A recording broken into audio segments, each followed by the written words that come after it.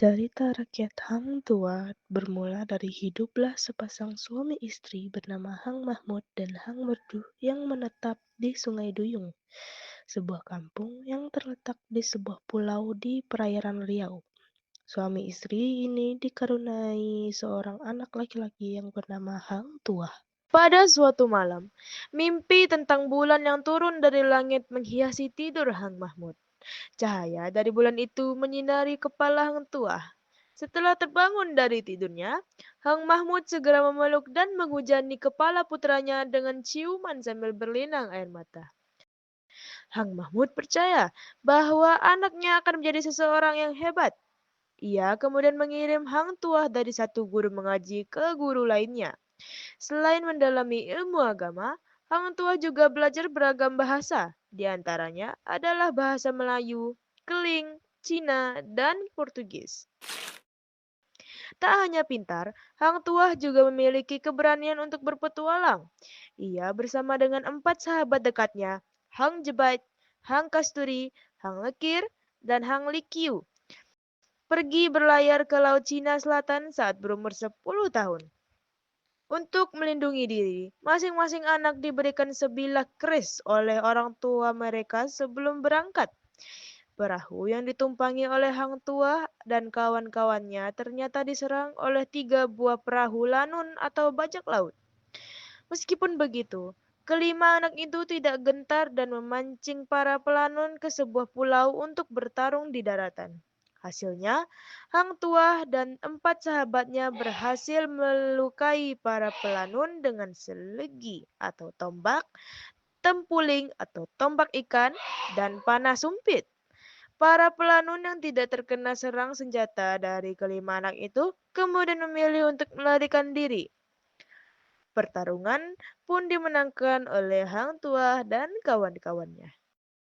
Selanjutnya, dalam cerita rakyat Hikayat Hang Tuah, dijelaskan kalau Hang Tuah bersama 4 sahabatnya kemudian membawa para pelanun ke Singapura. Di tengah laut, ternyata perahu mereka dibuntuti oleh perahu para pelanun yang melarikan diri. Untungnya, saat itu terdapat 7 perahu batin Singapura yang sedang melintasi menuju Bintan.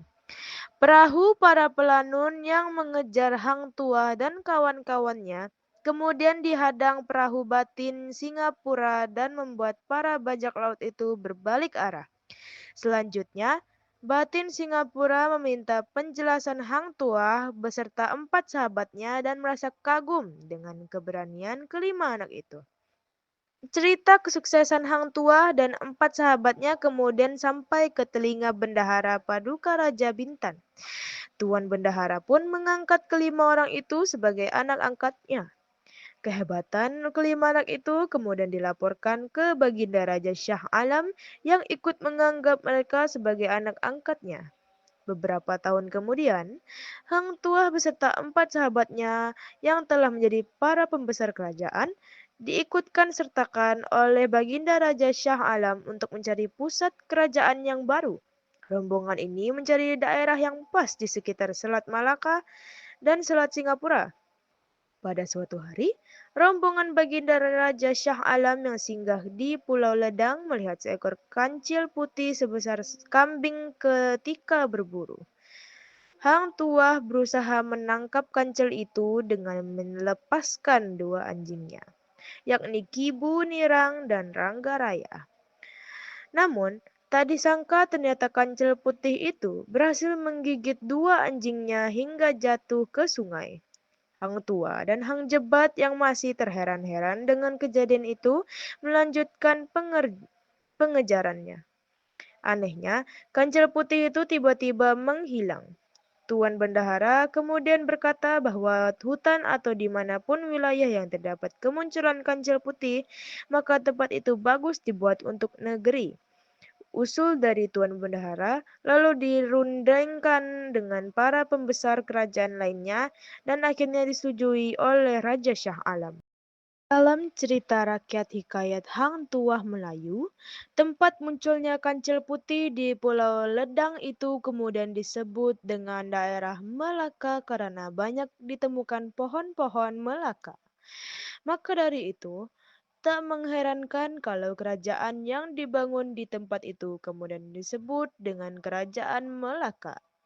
Di tengah-tengah pembangunan negeri baru, Raja Shah Alam ternyata ingin meminang Tun Teja yang merupakan putri tunggal dari Bendahara Seri Benua di Indrapura. Sayangnya, pinangan sang raja ditolak oleh Tun Teja. Raja Shah Alam sedih dan kecewa. Pinangannya untuk menjadikan Tun Teja sebagai istri ditolak. Patih Kerma Wijaya lalu menyarankan supaya Baginda Raja menikahi putri tunggal Seri Betara Majapahit. Sang raja akhirnya mengutus patihnya bersama dengan Hang Tuah dan keempat sahabatnya ke Majapahit. Kedatangan rombongan Patih Kerma Wijaya dan Hang Tuah disambut dengan meriah oleh Seri Betara Majapahit. Namun, di tengah upacara penyambutan, ternyata ada para pembuat keonaran yang berhasil dikalahkan oleh Hang Tuah dan kawan-kawan. Patih Kerma Wijaya kemudian pergi menghadap Sri Bertara Majapahit. Ia menyatakan keinginan Raja Shah Alam untuk menikahi Raden Galuh Mas Ayu. Peningan Raja Shah Alam disambut dengan sukacita. Bahkan Sri Betara Majapahit menyarankan untuk segera melaksanakan pernikahan itu.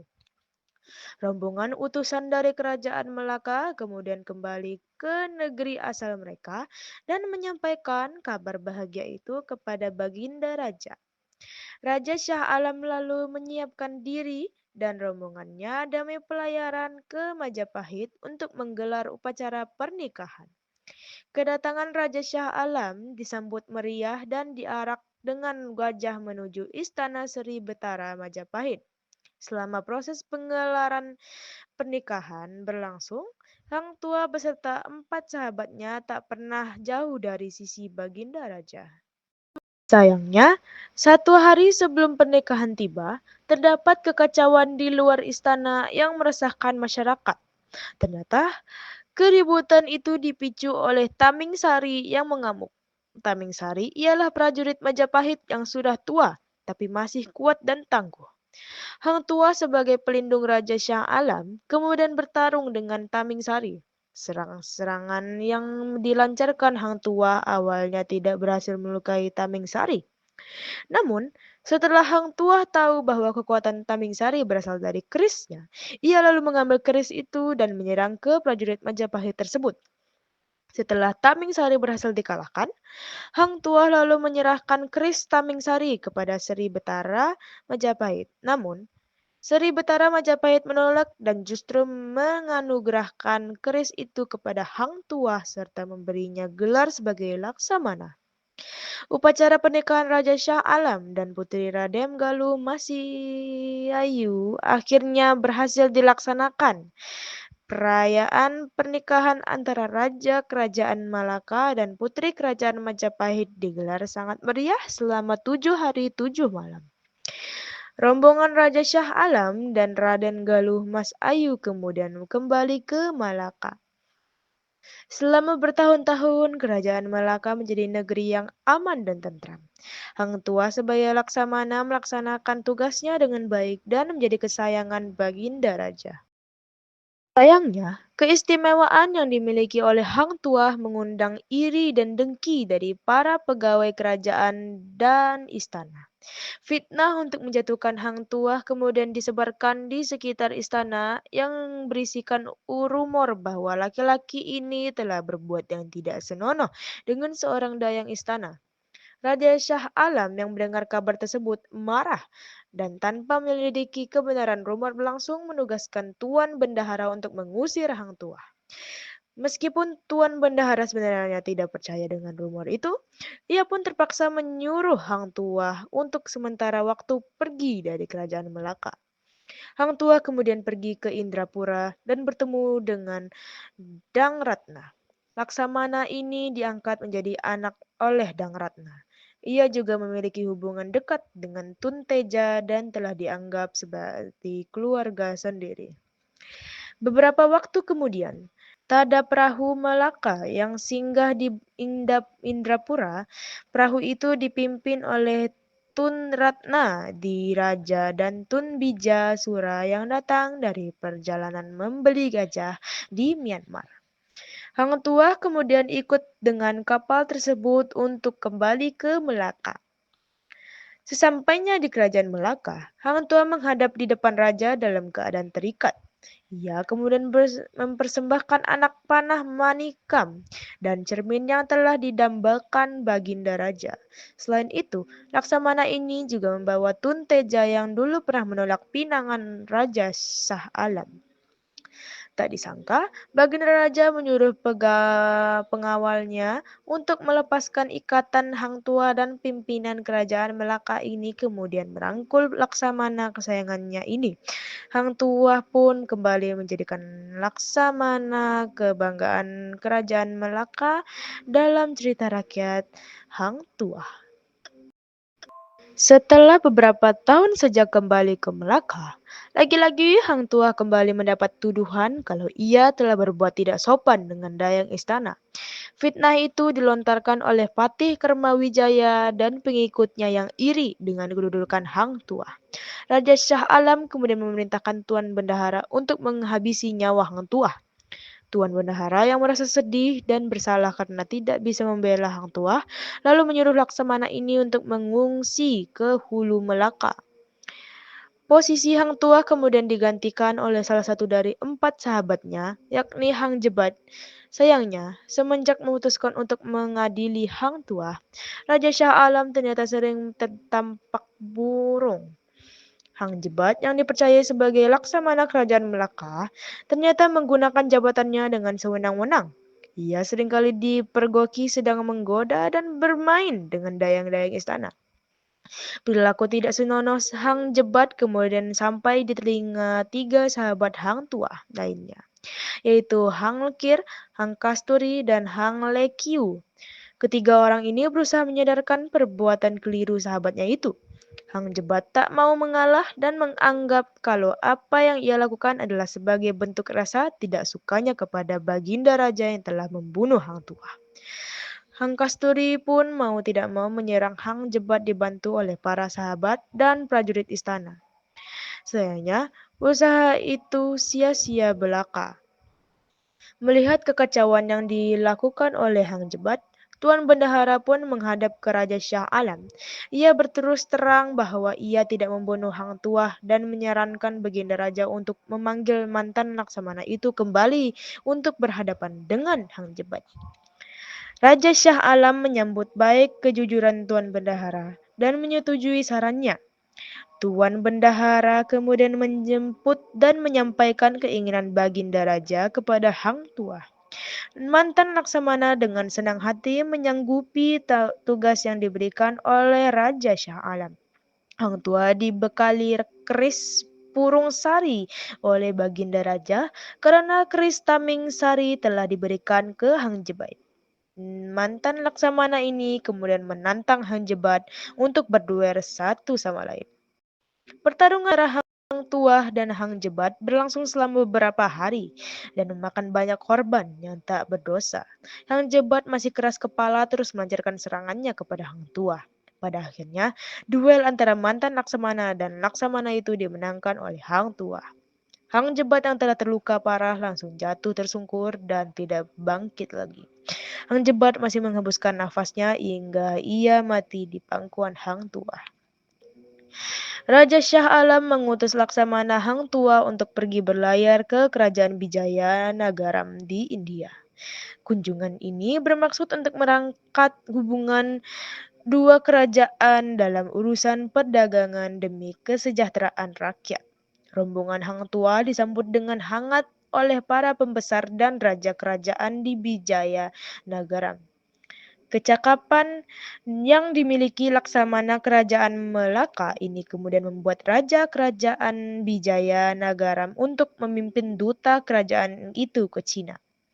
Sesampainya ke Cina, rombongan Hang Tuah dan duta kerajaan Bijaya Nagaram disambut oleh para pembesar kerajaan Cina.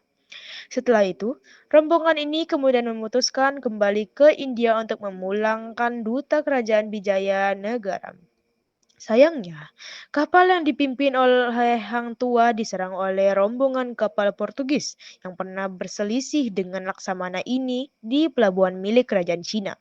Namun, perang di tengah laut itu sukses dimenangkan oleh Hang Tuah. Rombongan dalam cerita rakyat hikayat Hang Tuah kemudian diutarakan melanjutkan perjalanan ke India dan mengakhiri ekspedisinya dengan pulang ke Melaka. Hang Tuah melaporkan segala yang ia jumpai di kerajaan Bijaya Nagaram dan kerajaan Cina kepada Raja Shah Alam. Pada suatu waktu, Raja Shah Alam beserta keluarganya berlibur ke Pada suatu waktu, Raja Shah Alam beserta keluarganya berlibur ke Singapura untuk menghilangkan rasa jenuhnya. Ketika tiba di selat Singapura, rombongan keluarga kerajaan ini berjumpa dengan ikan bersisik emas. Baginda Raja beserta anggota keluarganya beramai-ramai ingin melihat dengan jelas ikan bersisik emas itu. Karena tidak hati-hati, mahkota emas milik milik Baginda Raja kemudian jatuh ke lautan. Tanpa ragu-ragu, Hang Tuah langsung menerjunkan diri ke laut untuk mengambil mahkota raja. Sayangnya, Hang Tuah yang hampir berhasil mencapai perahu bersama dengan mahkota raja ternyata tiba-tiba diserang seekor buaya putih. Keris Tamingisari yang ia bawa juga ikut terlepas bersama mahkota emas. Buaya putih itu kemudian menyeret Hang Tuah hingga ke perairan laut yang lebih dalam. Hang Tuah yang tidak kuat menahan napas lebih lama lagi terpaksa muncul ke permukaan. Apa boleh buat, mahkota raja dan keris milik Laksamana ini tidak berhasil diselamatkan walaupun Hang Tuah telah berusaha sekuat mungkin. Setelah kejadian itu, Raja Shang Alam sering tampak murung. Kondisi Hang Tuah sendiri mulai terlihat lebih sering sakit dan jarang menghadap rajanya. Tak disangka, ternyata kapal-kapal Portugis yang dulu pernah dikalahkan Laksamana menyerang kerajaan Melaka. Baginda Raja kemudian mengutus Maharaja Setia dan Maharaja Dewa untuk memimpin pertarungan karena Hang Tuah yang masih sakit. Namun, peperangan dengan kapal-kapal Portugis itu tak kunjung selesai. Raja Shah Alam akhirnya mau tak mau mengirim utusan ke hadapan Hang Tuah untuk membantu kerajaan Melaka. Meskipun kondisi tubuhnya kerajaan Malaka ini bertarung dengan sepenuh hati untuk negaranya. Pada akhirnya, dalam cerita rakyat hikayat Hang Tuah, pertempuran berhari-hari antara Portugis dan kerajaan Melaka itu berhasil dimenangkan oleh Hang Tuah. Setelah Raja Shah Alam turun tahta beberapa tahun setelah peperangan itu, Hang Tuah yang telah lanjut usia memutuskan untuk menyepi di puncak bukit Jugara di Melaka.